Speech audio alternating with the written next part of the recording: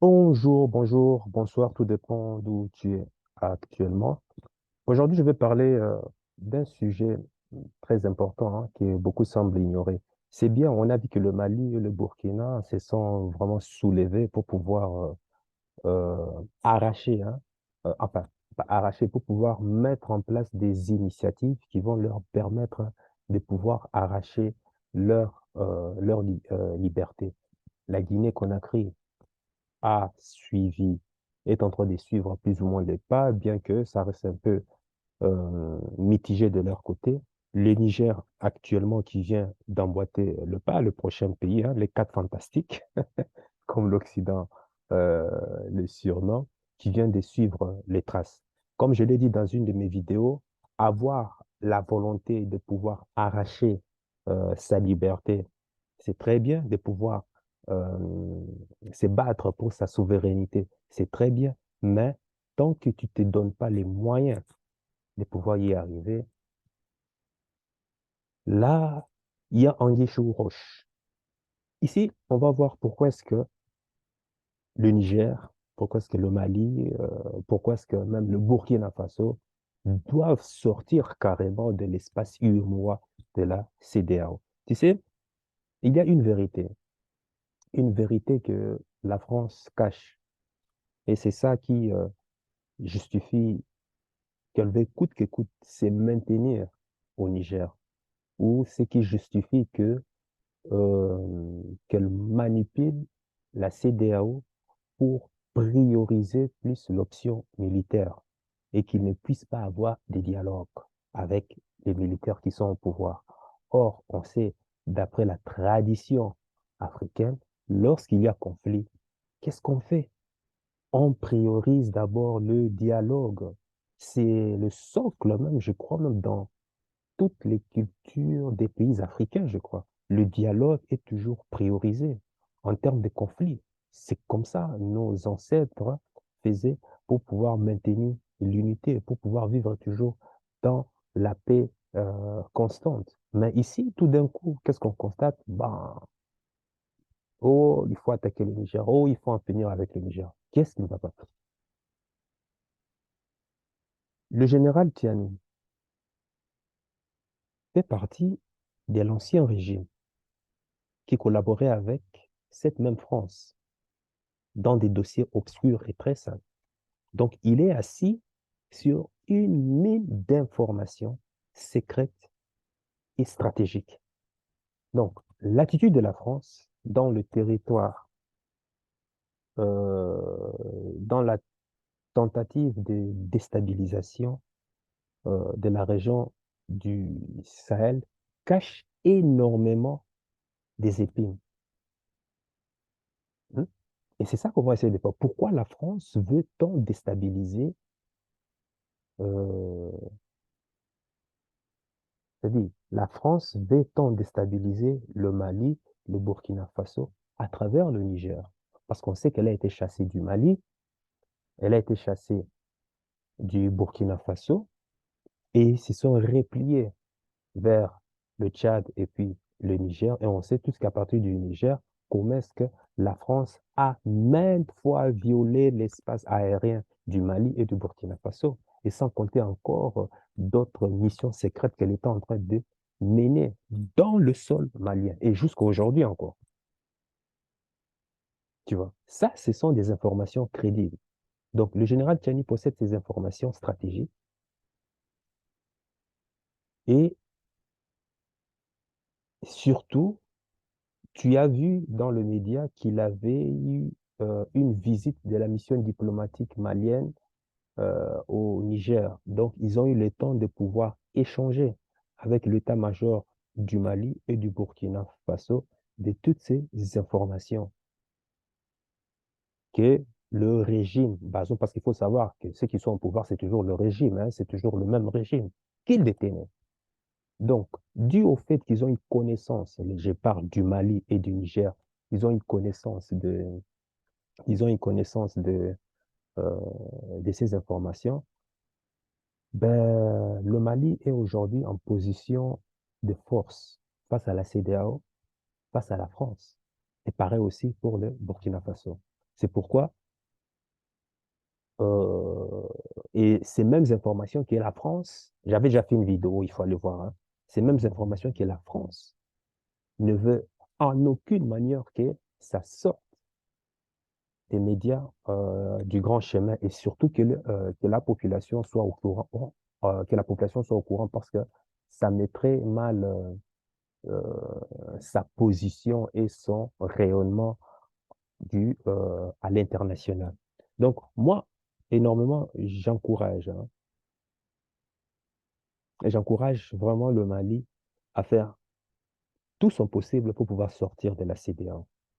Le Burkina, le Niger doivent aussi faire par tous leurs moyens de pouvoir sortir de l'espace UEMOA pour garantir l'intérêt du peuple. Tant que ce n'est pas fait, les intérêts du Niger, les intérêts du Mali, les intérêts du Burkina Faso seront toujours menacés, feront toujours l'objet des chantages. Non seulement en sortant de la CEDEAO, ils vont se libérer de la domination coloniale à travers cette monnaie qui est le franc CFA. Parce qu'aujourd'hui, on sait, dès que tu es un pays, parce que le franc CFA, on sait tous que le franc CFA est libellé à l'euro, dès que tu fais quelque chose qui ne va pas dans l'intérêt des, des Occidentaux, qu'est-ce qu'on fait? On tape là où ça fait mal, la monnaie, tu vois? Parce que tu ne contrôles rien dans la monnaie, tu vois? Donc aujourd'hui, il y a énormément de blocages à l'émancipation du Niger. Pareil pour le Mali et pareil pour le Burkina Faso. Je reconnais quand même, hein, je reconnais que il y a eu, euh, que même s'il y a eu des décisions courageuses de la part du Mali, du Burkina, tout et consorts, mais c'est donner maintenant le moyen d'en finir radicalement avec les jours de l'esclavage va devoir passer par cette monnaie, par cette monnaie. Et au Niger, j'exhorte aussi, le peuple est en train d'attendre que ceux qui sont au pouvoir fassent de même, puissent prendre aussi des décisions qui vont amener, qui vont les amener à avoir leur souveraineté totale. Parce que ça ne sert à rien de parler de souveraineté si vous êtes toujours lié à la monnaie de l'esclave. Parce qu'il y a là, il y a un grand, grand, grand problème. Donc, tant que ces deux éléments maintiennent ces deux pays dans une forme de coopération dominée, parce que même quand il faut parler de coopération, il faut voir ce que tu apportes sur la table. Or, en général, on sait que l'Afrique est toujours en position de faiblesse lorsqu'il s'agit d'aller dialoguer, lorsqu'il s'agit de parler d'échange. Mais tu vas parler d'échange alors que tu n'as rien à proposer. Tu vois? Le combat n'est que vanité de vanité. Donc, il est important pour moi que ces pays sortent de la CEDEAO, de, comment on appelle ça, de l'UEMOA. Parce qu'en quittant la CEDEAO et l'UEMOA, ils garantissent leur souveraineté monétaire. Ils déterminent leur souveraineté monétaire. Ils, euh, ils affirment leur souveraineté monétaire. Parce que tu ne seras jamais indépendant tant que tu n'as pas le contrôle de ta monnaie. Cette chaîne parle de business, entrepreneuriat, tu le sais sans doute bien. Pourquoi est-ce que la liberté économique, la liberté financière est très, très, très, très importante, hein? Tu ne seras jamais indépendant tant que ton économie ne repose pas sur ta propre politique monétaire, sur la propre politique monétaire d'un pays. Tu ne seras jamais indépendant tant que tu ne comprendras pas le, le b.a.-ba, le b.a.-ba du mécanisme de la souveraineté monétaire. Tant que c'est quelqu'un d'autre qui va décider pour toi, qui va siéger pour toi dans le conseil d'administration, hein, de l'ONU ou bien en France pour décider ou parler en ton nom, Joe, tu n'es pas indépendant. Donc, sortir de la CEDEAO n'est pas aujourd'hui euh, oh, qu'il faut faire la demande ou oh, qu'il faut faire un choix. Non, non, non, non. C'est une obligation. C'est une nécessité absolue pour l'affirmation et la confirmation de la souveraineté et l'indépendance du pays, en l'occurrence du Niger, du Mali, du Burkina Faso et la Guinée-Conakry. Rien que ces quatre, s'ils arrivent à se concerter, parce qu'il faut voir leur position géographique. Mon Dieu, j'ai... les données sont là. Les données sont là. Dès que cette population s'unit pour pouvoir créer une monnaie ne fût qu'unique, du point, du point de vue de leur situation géographique, ils auront une énorme influence dans la région. Donc, sortir de la zone UEMOA, je ne vais pas dire par là, cela ne veut pas dire cela n'est pas synonyme de déclarer la guerre contre une personne ou bien contre un pays. Non, c'est simplement juste une nécessité absolue pour la survie du peuple, pour la survie de la nation nigérienne, malienne et burkinabèse, aussi bien que voilà, tous les autres pays de la zone CEPA hein, qui sont dans la zone centrale euh, en Afrique. Et ça garantit aussi l'avenir des futurs enfants qui vont vivre dans la liberté. Sortir de l'UEMOA, c'est la meilleure chose que ces trois nations offriraient à leurs futures générations et peuples. Maintenant, il faut qu'il y ait déjà une prise de conscience pour pouvoir se concerter dans ce sens. Est-ce que les dirigeants qui sont à la tête de ces pouvoirs, de ces quatre pays, sont financièrement éduqués pour comprendre comment est-ce que l'argent est fabriqué? Ça, c'est un gros point d'interrogation. Parce que allez lire ce que François Mitterrand, Jacques Chirac disaient. Hein. Économiquement, il faut voir déjà comment est-ce que cette monnaie a été fabriquée. Les gens croient toujours que c'est la CEDEAO qui détient le monopole de la monnaie. Ce n'est pas la CEDEAO, les amis. Le franc CFA est fabriqué là-bas en France. Je ne sais pas, moi, une ville vers Clermont, je ne sais pas où encore. Clermont, oh my God. Je vais écrire ça dans les commentaires.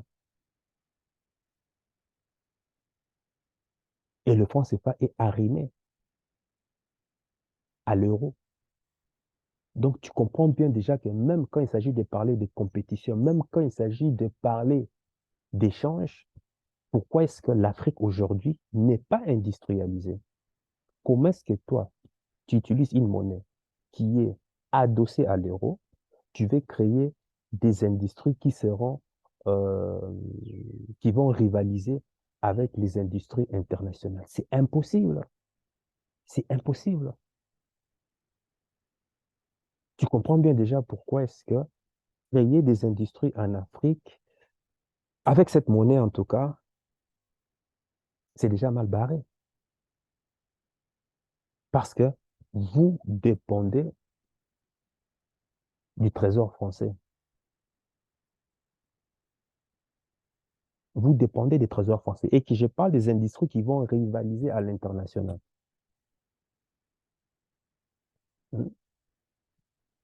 Une monnaie qui est arrimée à l'euro. Or, on sait aujourd'hui comment est-ce que la situation de l'euro se trouve aujourd'hui depuis qu'ils ont déclaré la guerre économique à la Russie. Donc, faut pas se voiler la face. Hein. Et de l'autre côté, il y a aussi ce narratif hein, en France qui fait croire aux Français que le Niger, c'est rien, que le Niger a plus à perdre, que le budget de l'État nigérien repose principalement sur l'aide que la France, les États-Unis et autres pays de l'Occident accordent justement au gouvernement. C'est peut-être vrai, ou bien c'est peut-être faux, en tout cas, je n'ai pas encore vérifié cette information, mais ce qui est sûr, d'autres disent même que l'uranium du Niger, voilà, c'est du n'importe quoi. Ça ne représente que juste quoi, 4%, euh, 4% de l'électricité nucléaire française. OK, si ça représente rien, il n'y a pas de souci, hein, moi je vais bien. Admettons que ces mensonges est vrai. Hein. Bon. Alors, pourquoi est-ce que la France a du mal de pouvoir partir alors? Quand on demande à la France de quitter, prendre tes affaires, partir, pourquoi est-ce que ça te pose problème? Si réellement le Niger a plus à perdre que la France, il suffit pour la France de prendre ses affaires et de s'en aller. Adios. Et on verra à quel point le Niger va sombrer dans l'enfer du désespoir, va sombrer dans le malheur, n'est-ce pas? Mais pourquoi la France refuse de partir? Pourquoi la France a du mal à quitter le Mali, a du mal à quitter le Burkina Faso, jusqu'à demander récemment à ce que le gouvernement burkinabé en place puisse réouvrir l'ambassade de France au Burkina Faso. Pourquoi? Pourquoi ils ont du mal à partir? Il suffit d'arrêter tous les intérêts, toutes les entreprises économiques qui opèrent justement sur les sols maliens, burkinabés, nigériens. Ben, il suffit de dire, bon, vous qui de toute façon vous êtes perdants, il suffit d'arrêter. Air France l'a fait. Air France a suspendu tous ses vols, non? N'est-ce pas? Une semaine après, ils reviennent encore. OK, ça va, nous reprenons, nous allons reprendre nos lignes opérationnelles et tout et consorts. Mais le Mali leur a dit, c'est du n'importe quoi. Non, vous ne reprenez rien. Restez chez vous. C'est parce qu'ils ont eu déjà l'impolitesse de ne pas pouvoir avertir, parce qu'ils sont liés sous contrat avec le Mali. Quand vous arrêtez, euh, quand vous arrêtez vos vols, vos opérations ici, la diplomatie veut qu'il faut quand même le fisc avertir l'autre partenaire. Non, vous décidez de manière unilatérale, on arrête, on suspend pendant une semaine. C'était quoi? L'objectif derrière, c'était quoi? C'était de pouvoir faire mal.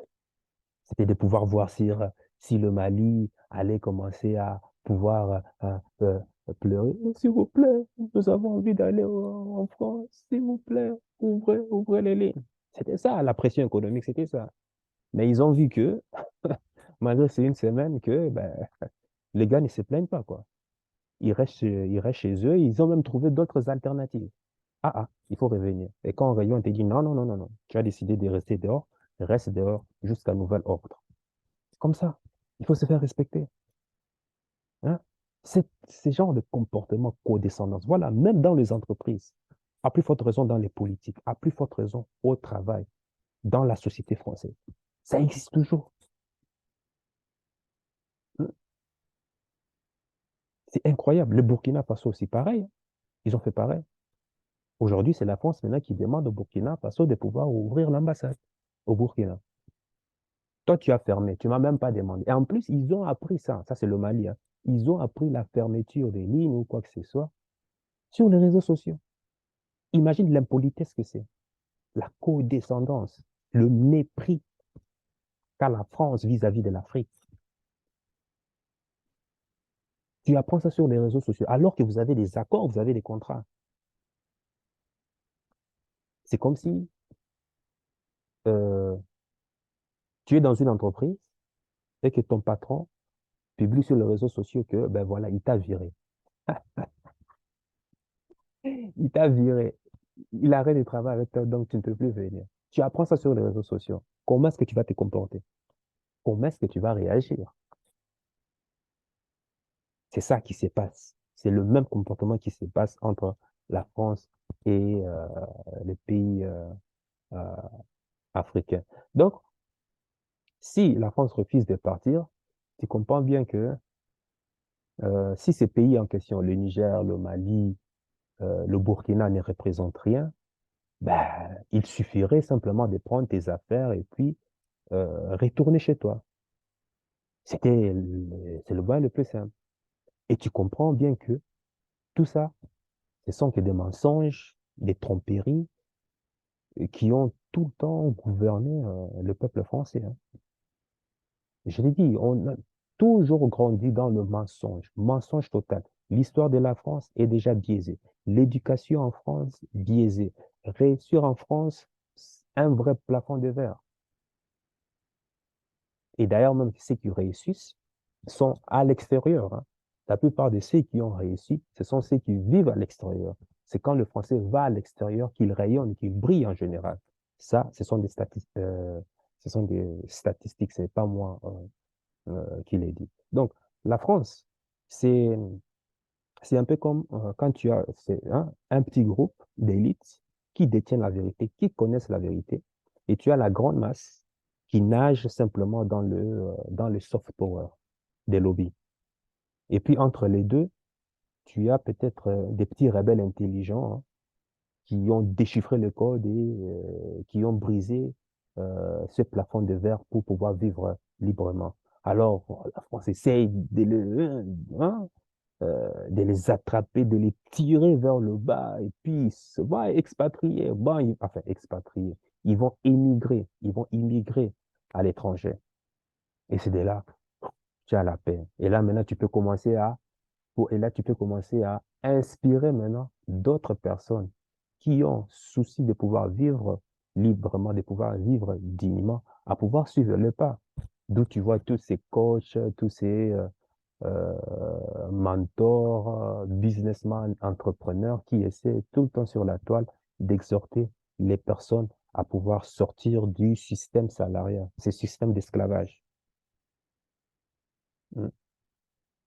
Donc, du fait qu'il y a interruption, tu sais que il y a eu interruption depuis le coup d'État d'exportation d'uranium. Imagine, dès la prise de pouvoir par les militaires, j'avais publié une vidéo qui parlait de ça, tu peux voir là ou là. Que s'est-il passé? Augmentation des prix d'électricité en France dès le 1er août. Et à la fin de ce mois encore d'août, ils ont encore annoncé que les prix vont encore augmenter. Va consulter ça sur public, euh, comment s'appelle le site? Je crois que c'est public.fr, mais bon, bref, viepublic.fr. Donc, ce même narratif qui va encore instruire la population française en disant que, ils disent que l'uranium ne constitue que quoi, 4% du prix final de l'électricité nucléaire. Or, on sait tous que les vérités ont été révélées, ont été mises à nu depuis l'invasion de l'OTAN en Russie, que 70% de l'électricité en France, c'est quoi? C'est l'uranium. Et d'où vient cet uranium? Hmm? Les médias des grands chemins font croire que, OK, bon, ils disent, hein, sur le site du Sénat, ils disent que 45% viennent du Kazakhstan. Il y a l'Australie aussi, la Namibie, le Canada, qui envoient environ 10% chacun. L'Ouzbékistan envoie 70, non, 7%, hein, de l'uranium, hein, comment on appelle ça, du nucléaire en France. Et puis, tu as la Russie qui contribue à 5%, le Niger, ils disent 4% et la Chine 4%. Or, depuis 2022, les relations internationales se sont amoindries. Ils ont sanctionné économiquement la Russie. Donc, ce qui fait que la Russie a coupé enfin, ils ont même coupé leurs provisions. Bien qu'ils disent couper, mais euh, la nuit, ils vont supplier la Russie, s'il te plaît, on veut quand même acheter, hein. Kazakhstan, ça devait quand même passer une partie par la Russie. C'est bloqué. Ah, ouais, où est-ce que vous allez passer? Tout est bloqué. Donc, tu comprends bien pourquoi est-ce que le Niger était à une position très stratégique. L'uranium du Canada, ça coûte énormément cher. Énormément cher. Et du point, la Namibie même n'en parlons pas. À l'Australie, toi-même, tu as vu comment est-ce que la France a perdu le plus gros contrat de l'histoire. Donc, le Niger qui, quoi, a 2000 kilomètres.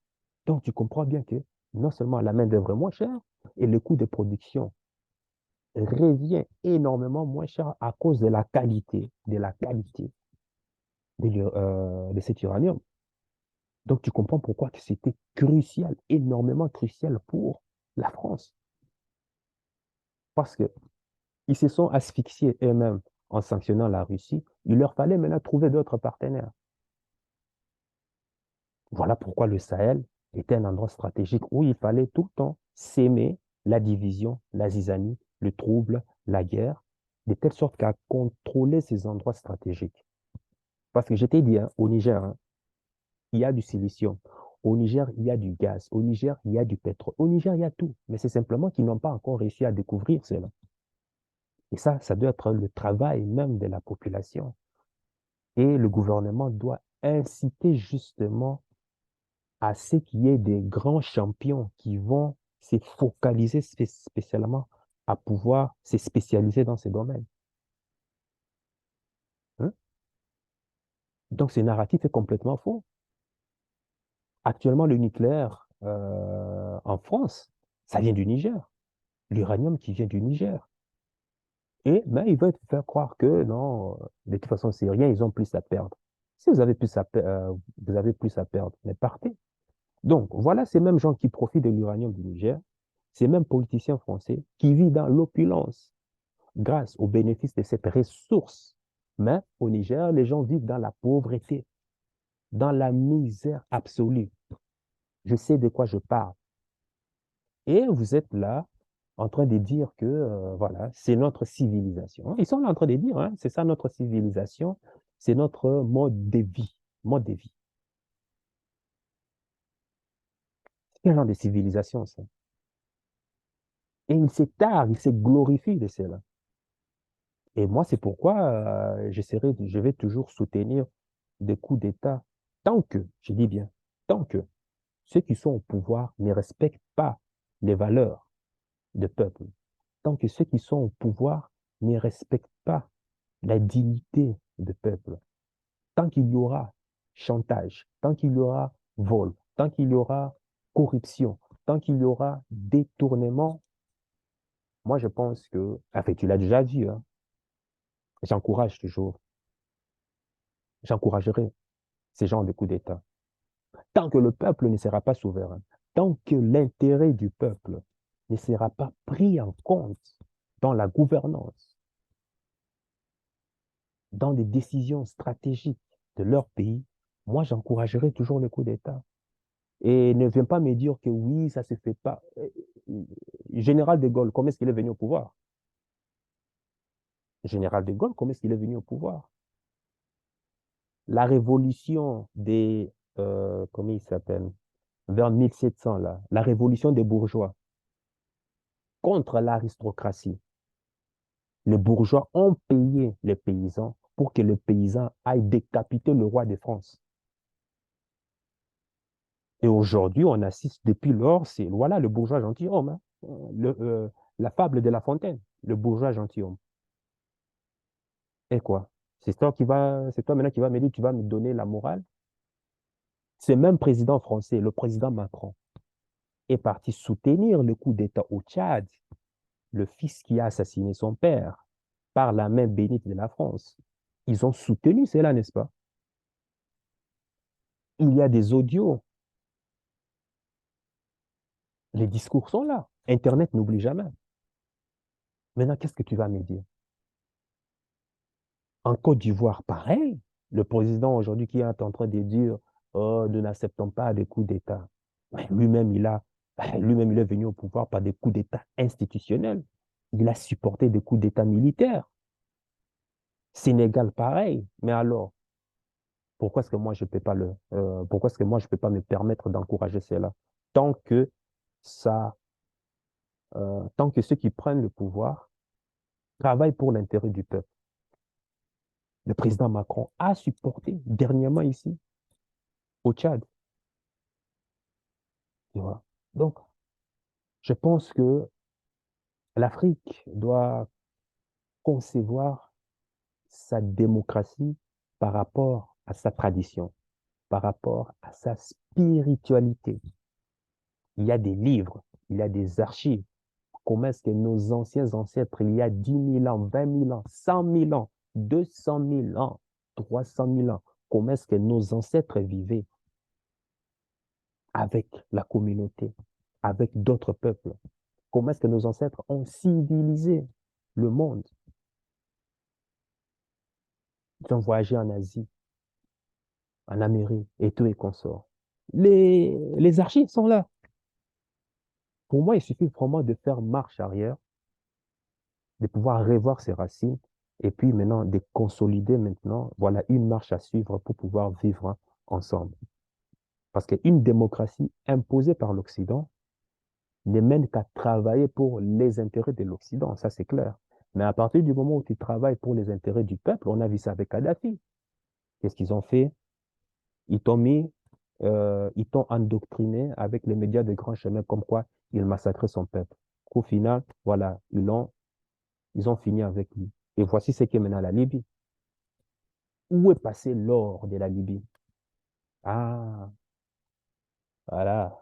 Et ces personnes sont toujours dans la nature, hein, en train de vivre paisiblement, en train de passer de beaux vacances et tout comme ça. Voilà, peinard. Donc, il faut sortir du conformisme occidental, hein. Il faut créer notre propre démocratie selon nos valeurs, selon notre spiritualité. Les archives sont là, les livres sont là.